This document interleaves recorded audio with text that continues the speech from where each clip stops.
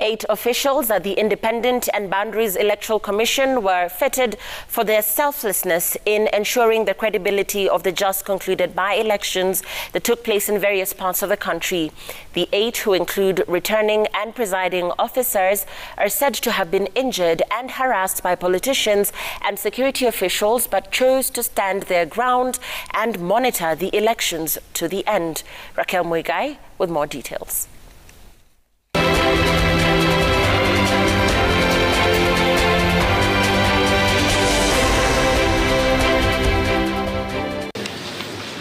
For these 4 women and 4 men, bravery was a personal choice, even when it stood in the middle of near life and death situations.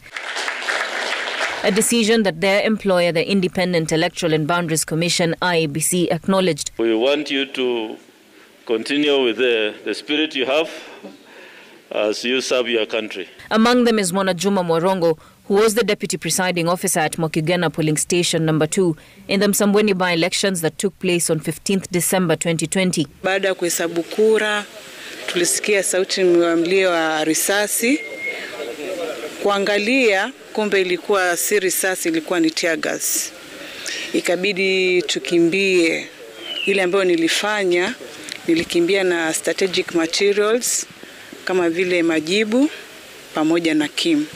But tulikimbia paka ikabidi turuke fence. Niliruka fence ya Mokigwena na sijui niliruka vipi. Tor Kipkorir David described a similar incident that occurred as he presided over the London ward by-elections in Nakuru on 6th March. Mwendo wa saa 5, Honorable Nixon Korila kawasili na vijana wakaanza rapsha wakisema kwamba Nixon ana bribe wa voters. Baadaye Nixon akatoka baada ya kufurushwa na vijana, alafu akarudi na wakiwa na Murkomen, Kiika na Joana Ngeno. Hao vijana wakawafuata mpaka room ambayo nilikuwa. Polisi nao wakatupatia gazuko, mambo ikaharibika. Mimi nikashika the election materials na nikaamuru polisi wanisurround. The others include Carol Mweni Kimeu, the presiding officer at Jomo Kenyatta DEB polling station number 1 during the Juja by-election on 18th May. She was bullied by 5 men and ordered to count alien ballot papers to the point that one man kicked the ballot box she had held on to. Conrad Ochego, also a presiding officer at the same station, who was forced by men accompanied by police officers in uniform to count and capture marked papers resembling ballot papers.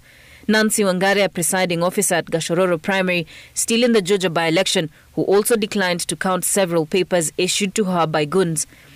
Also, Peter Jomo Okura, a presiding officer at Bulonga Primary Polling Station in the Matungu by-election on 4th March, who was slapped by Honorable Rashid Achesa, but exercised self-restraint to protect sanctity of the votes.